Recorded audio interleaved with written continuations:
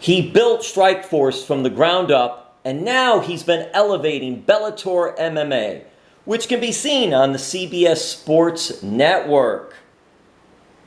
Such an interesting journey, such an interesting company. Here is the president of Bellator MMA, a man of many distinctions, Mr. Scott Coker. Thank you so much, Mr. President. And in Bellator, we know who the president is these days. And we're going to get to all things Bellator. But I do want to start here. Does Julius Carey mean anything to you? Julius Carey. Refresh my memory. The last, how about I'll say this. ShoNuff. Okay. 1984, Last Dragon. That's what you're talking about, the movie The Last Dragon. You got it. This that was a lot of fun. That was a lot of fun working on that movie. Oh my God, let me tell you something, Mr. Scott Coker. When I was going to be interviewing you and I looked this up, I was just so happy, not just because of Bellator and the great things that you all are doing there, but two of my all-time favorite movies are The Fish That Saved Pittsburgh and The Last Dragon. And both had Julius Carey.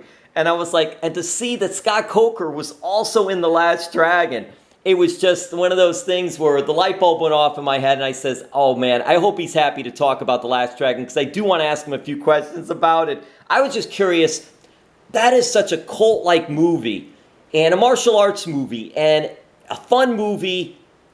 How did you get involved with that project? What was it like being involved in The Last Dragon? I'll tell you, it was actually a project that my instructor and his son, he had a son, Ernie Reyes Jr., was the son, Ernie Reyes Sr., was my instructor, and I was, one of his black belts. And we had like a little demonstration team at that time in the early 80s, late 70s, early 80s. We were going to all the tournaments, Battle of Atlanta, going to the Long Beach Internationals, the Mid-American Diamond Nationals in Minnesota, traveling all over the country, basically doing demonstrations and competing and just being a part of the whole karate circuit. And my instructor's son, Ernie Reyes Jr., got an agent after a demonstration in Vegas, running Sally Baker. And Sally Baker signed Ernie to a contract, a management contract. And then about 6 months later, she said, hey, I got this gig for you. It's in New York. It's with Motown. Berry Gordy's executive producing it. And it's called The Last Dragon. And I had nothing to do with it. They were trying to build him up as as the next, big star, child star for martial arts. And, when he called me, he said, hey, you want to go to New York for 3 weeks? We're going to go film a bunch of fight scenes in New York. It's a movie. I said, sure. And so I got dragged along. And believe me, I'm not an actor. I wasn't trying to be a stuntman. I was basically a martial arts student. That when the instructor said we're going to go, that means us, that we all go and support and the cause. And really, my job was just getting beat up by a 10-year-old kid at the time that looked 8 years old, and he just beat the hell out of me over and over and over for 3 weeks. And that was my part of the movie, my contribution. It's so amazing because Scott, even growing up, did you ever think one day, hey, I'm going to be on the big screen? I'll tell you, it's not something that I actually tried for or really wanted to do, but anytime they had a film, they did a series called Sidekicks. I was on that, The Last Dragon. They had a bunch of other projects that he did that, when they needed a fight scene or stunt people, they'd do it. I would always be dragged into this thing, and I loved it. And when I'm going back to The Last Dragon, it's something, even to this day, it's such a clear memory for me because it was such a magic moment in time. And to be there on the set of a major motion picture like that, to hang out with Tymac and his stunt guy, and his instructor Ron Van Cleef was good friends with my instructor. But we had a great crew together, and we were all hanging out in New York for 3 weeks, and it was a lot of work, but it was a lot of doing martial arts back and forth, and just kind of hanging out and being part of that whole New York culture and sharing martial arts. And so to me, it was a great time. And meeting Berry Gordy was something that was actually, he said a couple of things to me in the group that actually really changed some of the things that I looked at and I shared with, like golden moments for the rest of my life. And one of them was, Ernie Reyes Jr. came in very last moment, and there was another kid auditioning. Actually, it was Ron Van Cleef's son that was auditioning for the part, and Ernie Reyes Jr. was auditioning for the part. And Ron Van Cleef was Timex instructor at the time, and so he was kind of in. But Berry Gordy had them come in and do a demonstration. So I come in there, do my part with Junior. Ron Van Cleef and his son do their part. And Berry Gordy said, I'm going to go with Ernie Reyes Jr. And I remember some people were like, hey, come on, how is this going to work? And Berry Gordy said this. He said, let me tell you something. I've made my career on making decisions on what impacts me and what moves me. And this kid moves me, and this one didn't. So we're going to go with this kid, and that was the call. And basically, that thought always stuck in my head. And it's how sometimes where we make decisions on some business moves or things that you have to have a gut feeling for it. And basically, it's that emotional feeling of which direction we should go into. And that's something I learned from Berry Gordy just by, being, I want to say I was like 21 years old at the time, and or maybe 20 years old, and just the fact that, he was in this room and we were all paying attention because he was the man. He still is the man, and I love Motown and I love the whole thing. And so words of wisdom from really a master of art. And, I felt very fortunate to be on that set for 3 weeks, and we had a really good time. And I'm glad you mentioned that, because Berry Gordy, legendary producer, TV, movies, music, a lot of music. And I'm glad you brought that up, because I was going to ask you if you did get to meet him and learn from him, because he's been able to do so much in the business world. And what a great story you told with that. And I'm curious too, from that as well. That's also saying, as far as Bellator MMA and the fighters, it's also not only the name, but it's what the fighter is doing, how good the fighter is, what's your gut reaction toward that fighter and this fight, and how important is that for you when setting up these matches, these cards, these big events? You're absolutely right, because, people say, well, how do you know, like the fighter might win. Okay, that's great. Or the fighter might even lose, which is not good for him. But at the end of the day, it's like, did they make me feel a certain way? Did they move me? Did they make me want to see them again? Right? What kind of emotional impact did this fighter have on me as a promoter or as a martial artist, to want to continue work with them? Because a lot of times, people say, well, we're gonna, we have this great fighter and he can fight and he's got this great physique and he's marketable and he's all this. But you know what? There's something about the real top athletes that just have this X factor, and you can't put your finger on it. And they're not all the same, but it's really that emotional connection. And like when you look at Fedor, right? Here's the greatest heavyweight of all time. But does he look like a Greek statue? And is he built? Does he speak English? No. Is he marketable? I don't know. Maybe that is debatable. But here he is. He's a big superstar for the last 25 years in the sport. And there's just something about him. He just has this X factor, and that's what Berry Gordy was talking about. Was when I look at a piece of artwork that our graphic artist department put together, it either hits me or it doesn't. Right? Either makes me move in one way or the other, or it doesn't. If it doesn't, then we go back to the drawing board. But it's really the life lessons that I learned just from that one saying that Berry Gordy said really has been instrumental in a lot of the decision making that I've made in my personal life and in my professional life. And you mentioned Timac, and he's been making the rounds. I actually got to see him before COVID at a Comic-Con event, and he was there meeting people. And I'm curious, have you ever had any interactions with him or even any of the other stars that were in The Last Dragon at any of the Strikeforce or Bellator MMA events? I'll tell you, the answer is I haven't seen Timac since I left the set in New York. Actually, I take that back. I went to the premiere in LA that Berry Gordy hosted, and then he had an after party at his house.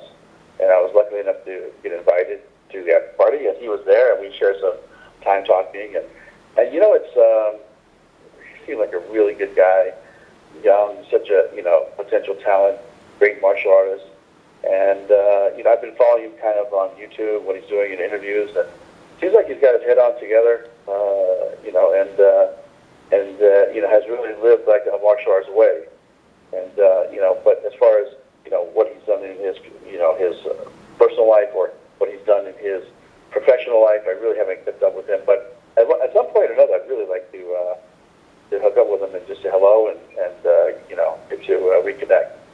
Yeah. The one person I see all the time, of course, is Ernie Reyes Jr., Yes. who is my instructor's son, because we grew up doing martial arts together. I think he was, when I walked into karate school as a child, I was probably 10 years old.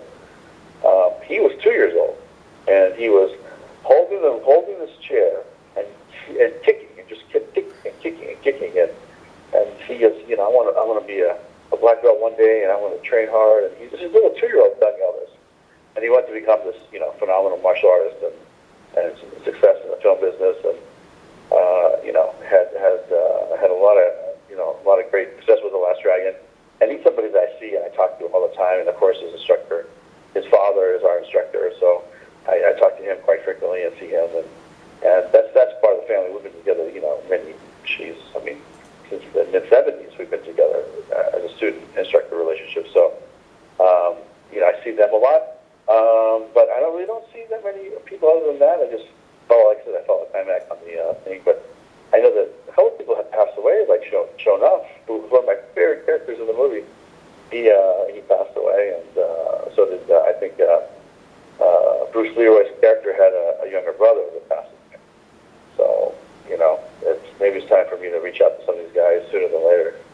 Well, you know, with Timac, and even not as far as fighting, but just having him in an appearance, and I'm sure people would see him sitting there when we can get back to fans in the crowd and being able to show him. I think there would be a lot of people that would remember him and know him, and he is. Meeting him, he was very personable, very good guy, kept himself in good shape, very good with people. So that may be some in the future when we get past all this COVID to have him out as a guest at one of the shows, and that would be really cool. And you mentioned ShoNuff, and what a character, the Shogun of Harlem. What a character for him. But you mentioned, I'll say this, you can talk about ShoNuff, and then we could tie it back into Ernie Reyes Sr., who was instrumental in your career, as you mentioned, and then Ernie Reyes Jr., and then we'll talk about MMA. But I really like to get a little bit of ShoNuff and just what you recall there, and just the larger-than-life character, pro wrestling-type character for martial arts that he was on screen. Yeah, I mean, listen, I probably watch that movie once or, you know, maybe once every 2 years, and it's still funny today as it was for me back, you know, 25 years ago or whenever it came out, 30 years ago.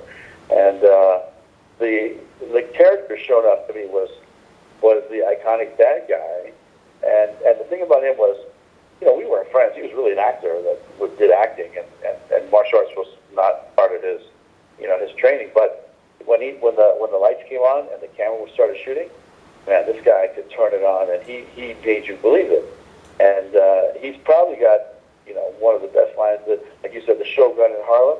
I mean, to me, that line, I've heard that line all my life so many times, and this movie has like a subculture of its own, and people are still identifying with it. People still love it. And I talk to people that are professionals like yourself, or, you know, in the different entertainment business, and people that run Pluto, or this person that works at Viacom, and they're like, man, you're not going to believe my favorite movie was The Last Dragon when I was growing up. And, you know, I mean, it made an impact on a lot of people.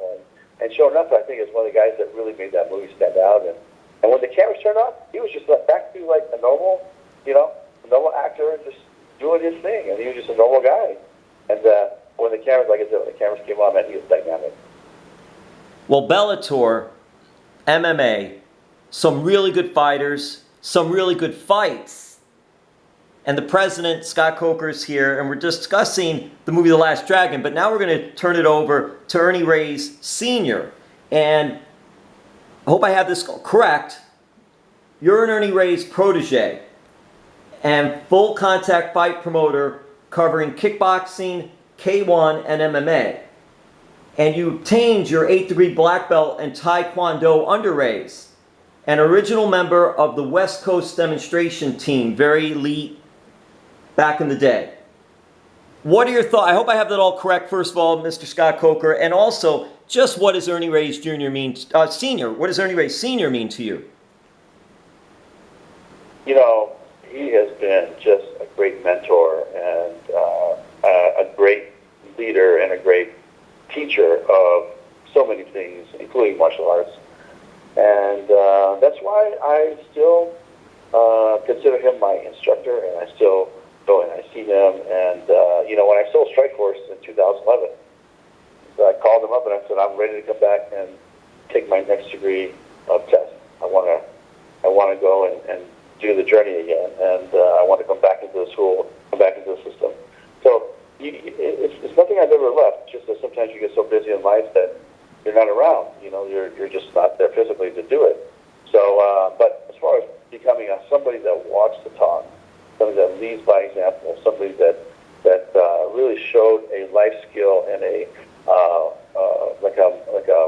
created a moral compass for me, along with my parents and and different instructors different teachers I've had along the way. But he was the one that really instilled that martial arts ethic in me, which means to me it's not just kicking and punching and self-defense, right? I mean, that's part of it. Fighting is part of it. Learning how to fight is part of it. Learning when to fight is part of it.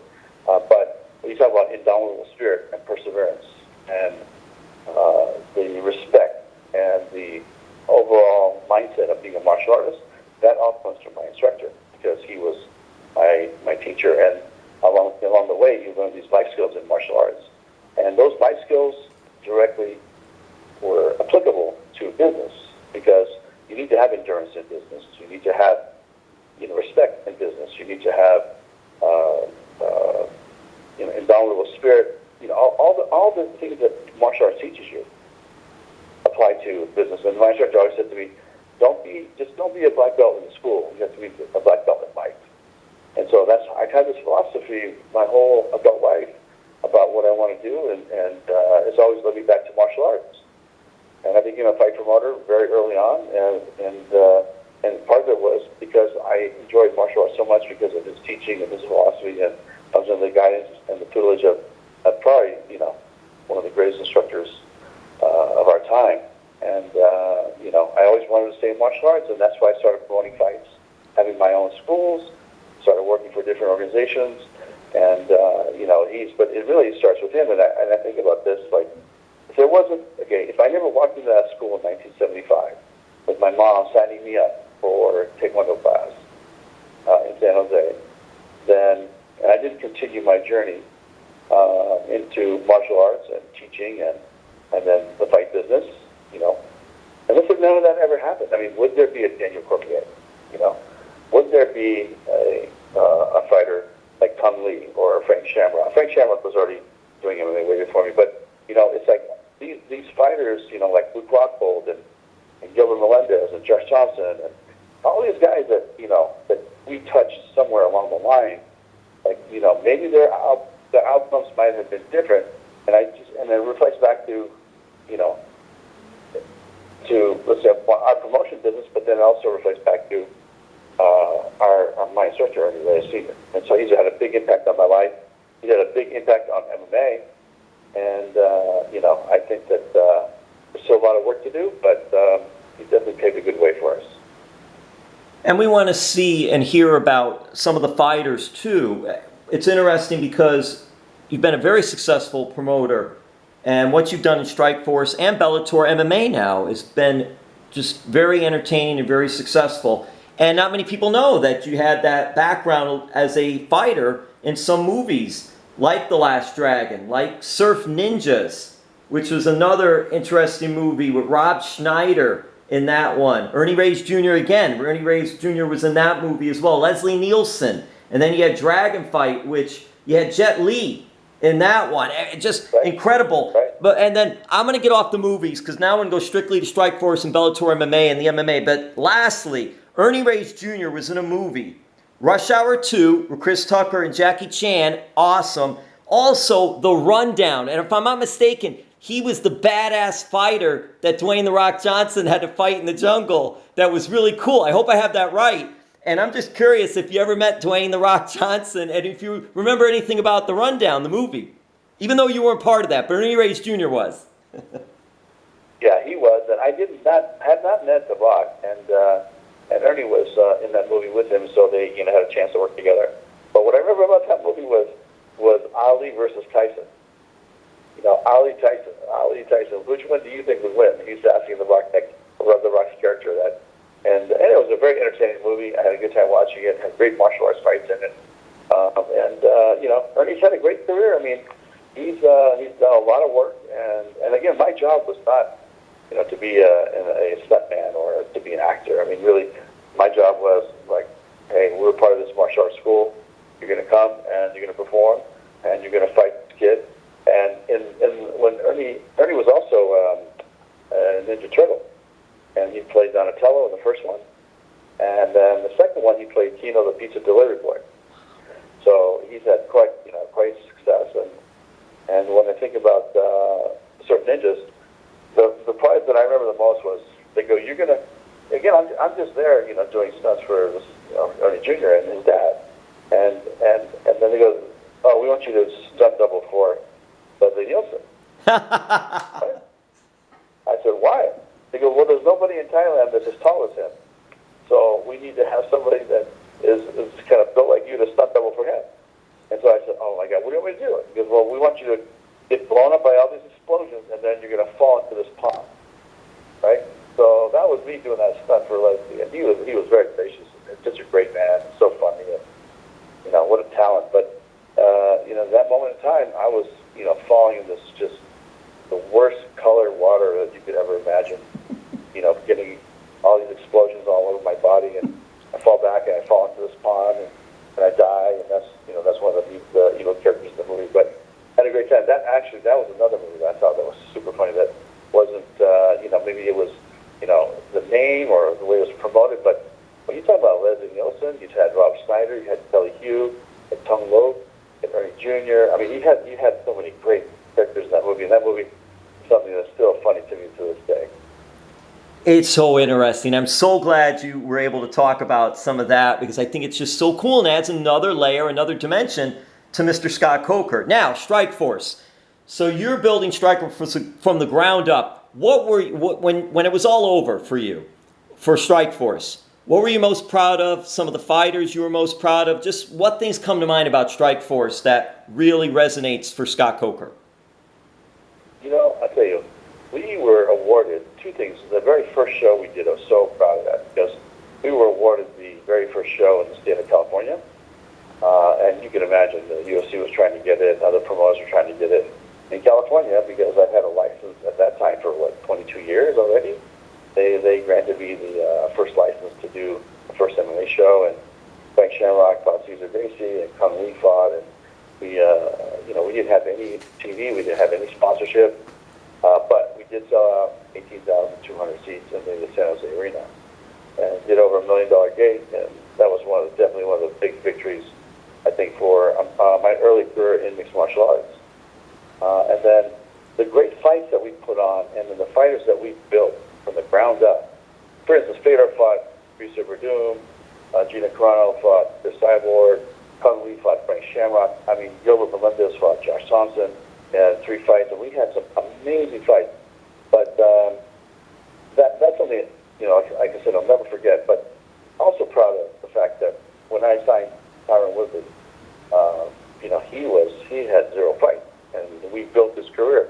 And we signed Ronda Rousey. She had 0 fights, and we helped build her career.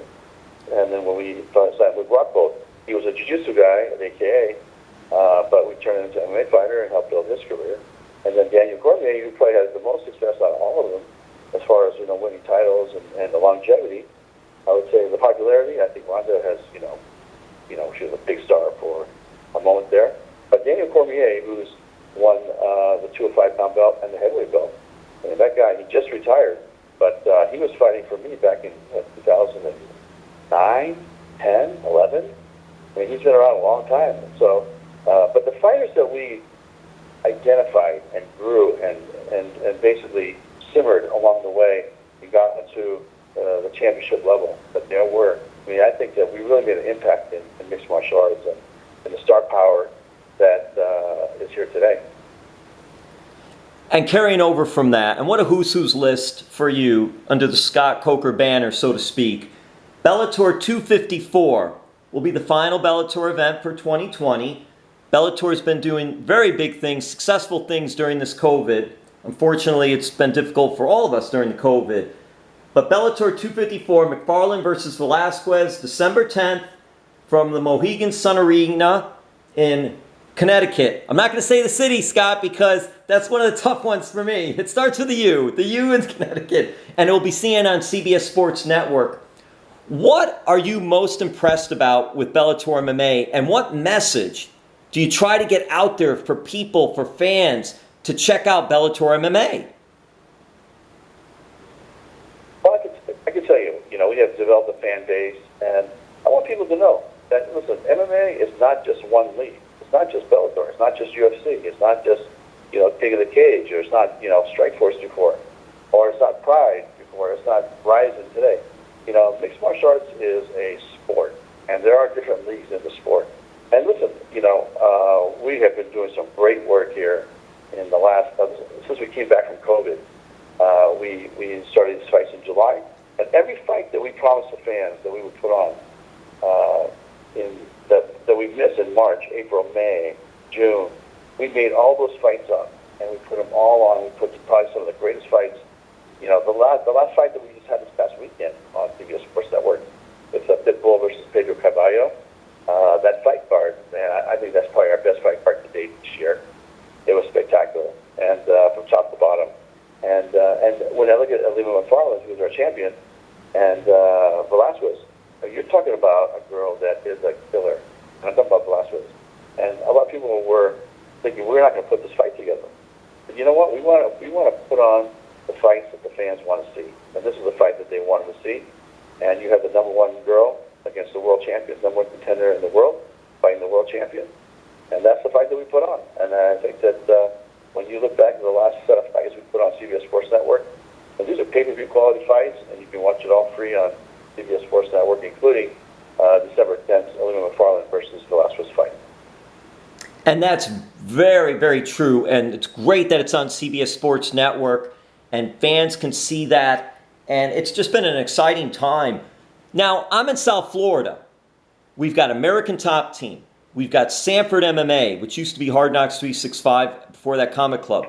We've got Masters in Miami. And we've got other places as well, but those three in particular. What are your thoughts of South Florida for MMA, and just why and how it's been this, so to speak, hotbed for MMA fighters? I tell you honestly, there is some great talent there. And think about this. It's not just people that live there. It's people that go there to train. So if you're a fighter like Logan Storley, he doesn't, I don't think he lives in Florida. I think when we signed him, I think he was living in Minnesota. And he migrated to Miami, and maybe he lives there now. But, these are people that are really contenders, blue chip prospects, people that want to make a lifetime commitment, or not lifetime, but a professional commitment to becoming a professional fighter at the highest level and going to one of the major league organizations, are going to go to maybe 3-4 gyms across the country. And when I think of that, I think about AKA in San Jose, obviously, because they've come out with so much talent. Cain Velasquez, Danny Cormier, Brockville, the list goes on and on. Josh Thompson, Fitch, Koscheck. And then I think about the Gracie Academy in New York. I think about American Top Team. I think about Sanford MMA now. And I think about Mike Winklejohn's gym in Albuquerque with Greg Jackson. So there's only a handful of gyms that these guys migrate to, but more and more, a lot of our top fighters in Bellator are migrating to Miami to train either at American Top Team with Dan Lambert or Sanford MMA. Scott, what do you think about having an event in South Florida, Fort Lauderdale and/or MMA, when we can start doing that again? Well, I would love to. That would be amazing. I mean, Florida is one of my favorite parts of the country. We always have a good time. We go to Miami. But like you just said, we have to wait till the COVID situation unfolds and figures it out. And that might be, 6 months, 8 months away. But believe me, Miami's going to be on the top of the list. We definitely want to go back to Miami and do some fights. Recently now, Kimbo Slice's son, his eldest, Baby Slice, is a fighter for Bellator. And I'm wondering your thoughts of Baby Slice and Kimbo Slice. Kimbo is from Miami, and his son, siblings, his sons and daughters, lived in South Florida, went to school in South Florida. Now, I know Baby Slice has moved out to California, but what are your thoughts of Kimbo and the legacy he left, and then also Baby Slice coming into Bellator? Yeah, when we were promoting Kimbo, I never met Baby Slice yet. I didn't even know that he had a son. And when we talked about the Berry Gordy statement that he made about, what moves me, what doesn't move me. When I think about Kimbo, I think about a big superstar. He had that X factor. People loved him. Let me tell you, people loved him. And I would be with him at, let's say a promotion, and the line would be out the block. It'd be out the casino. And people just migrated towards this guy and had so much respect for him. And he was, famous in his own right for all those, the backyard fights that he did before he got to mixed martial arts. And it's something that you can't put your finger on. Either they have it or they don't. And he had that X factor. I would say double, triple, quadruple X factor. That I think this guy could have done anything that he wanted to do as far as in the entertainment business. I think that he could have been in films. I think he could have played characters. He was super charismatic, and people just love this guy. I can't even explain it through words over the phone how much people love this guy. And he's a legend. Sad to see what happened, but now we get to carry on the legacy to Baby Slice, and he's Kimbo Slice, and he's learning, and he's getting better each time, and that's all we can ask of him is improve as a martial artist every time, try to get better, and he's doing it, and now he's with the right gym for a while now, and he's training with all the guys in Antonio McKee's gym, trained there with AJ and all those guys, and so he's getting better and better. But I'll tell you, the first time I saw him, and I knew right away, this Kimbo Slice's son. I had no doubt in my mind, but it was kind of like I had a big smile on my face, and then he told me, I want to be a fighter like my dad, and then I said, okay, well, it's going to take a lot of work, and it's gonna be a journey. Are you ready to do it? He says, man, I want to do this so bad. You have no idea. And this is post Kimbo's passing, obviously. But to have him in the family and continue the Slice tradition is something I'm very proud of as a promoter. Well, listen, thank you, Scott Coker, Bellator MMA, and I know you're active on social media and Twitter, and you'll promote and hype what's going on and talk about your fighters and your fights, and leading to the end of this interview, this conversation, I just would like to know, is there anything you would like to say in closing about Bellator, about social media, or anything else coming up that you would like to hype or promote? Yeah, listen, December 10th is our last show of the year, and then we'll pick it up probably sometime in late January. Bellator has been around for a while. I've been here for 5 years, and I think we've built a really nice business. This is a company that's owned by Viacom, so it's not going anywhere but up. And I think next year you'll see us making some moves and possibly exploring different platforms that are available on the Viacom offerings that are out there now. And then you know how it changes. There's so much. There's new technology. There's new platforms, new distribution platforms.